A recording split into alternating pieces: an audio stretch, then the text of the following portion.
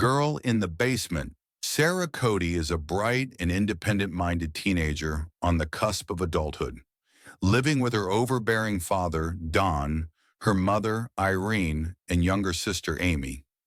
Sarah is rebellious and sneaks out to dance at a bonfire with her motorcycle-riding boyfriend. His name is Chris, and he also plays the guitar.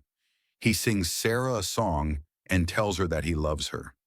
When Sarah comes home the next morning, Don is pissed and screams at his daughter. He says as long as she lives in his house, she will follow his rules. Sarah makes plans with Amy and Renee to move out on her own when she becomes 18. Don overhears the conversation and preps his bomb shelter in the basement. He plans to lock his daughter inside so she can't leave him. While Renee is out shopping, Don asks Sarah to help him move stuff in the basement. Then he locks her in and soundproofs the room. She is literally trapped in a bomb shelter and has no way out. The bin is full of clothing. Sarah is living like a caged animal. The keypad has 3 tries before shutting down the air circulation. Sarah uses pots to piss in and takes every opportunity to scream for help and fight to be freed.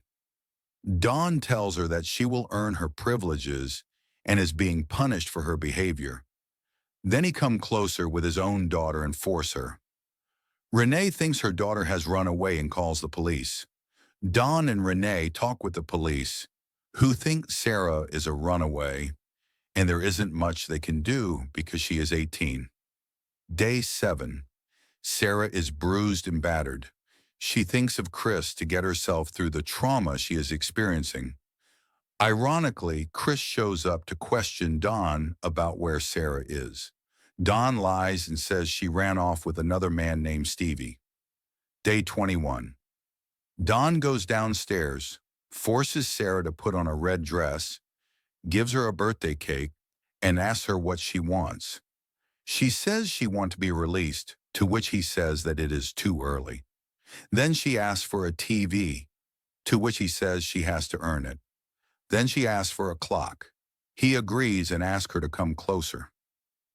Day 38. The next time he comes down, she is ready and attacks him with a makeshift weapon, a corned beef can lid attached to some wood. But he easily avoids the attack and beats her and forces her again. Fast forward from day 39 to day 354. Sarah is pregnant with her father's child, her sister. She delivers her baby with no medical assistance or proper medical hygiene.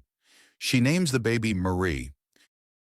4 years later, Sarah is raising her daughter, and she is also pregnant again. They are all locked in the basement together and only have one another. Sarah seems calmed down and talks with Don, even offering him tea once he visits. Don has got a promotion and tells that he is going to have a new office. He also has provided her with some basic necessities, such as a table, cupboards, a mattress, etc. Year 7, Sarah has given birth to a son named Michael, and all are living in the basement. The daughter Marie seems to be sick, and Don provides some pills. But Sarah says they are not for kids and does not know what the dosage would be. She demands Marie needs a doctor, but Don just leaves. Chris still is looking for Sarah and shares with Amy the lies he heard from Don about Sarah eloping with Stevie.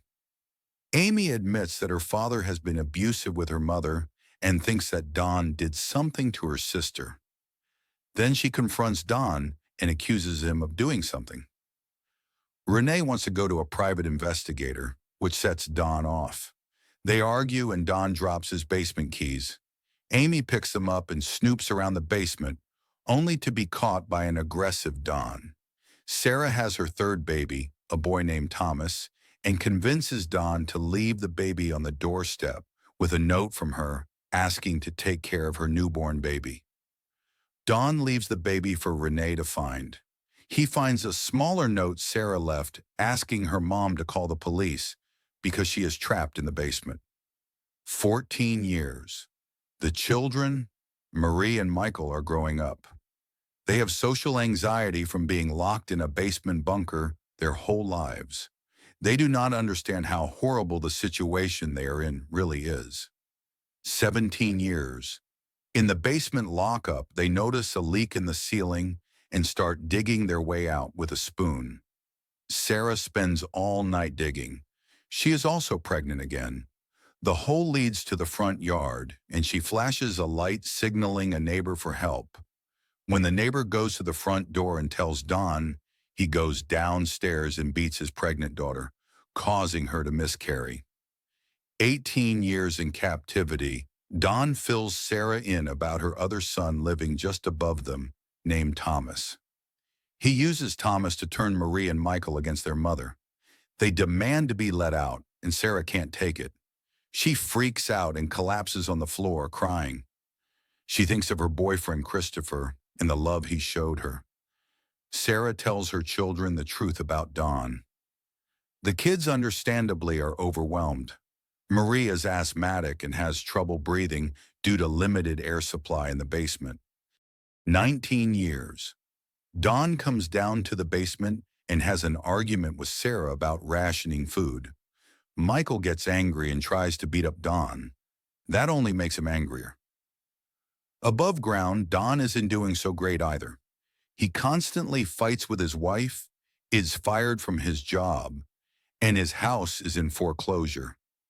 He is tired of taking care of Sarah and the kids and funnels carbon monoxide into the basement by keeping the car started, air vents with a hose while they sleep. Thomas catches Don in the garage and wonders what his grandfather is doing. Don has a change of heart and doesn't kill them.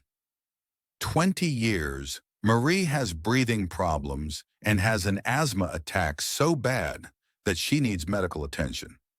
Sarah begs Don to take them to the hospital, and she even calls him Dad.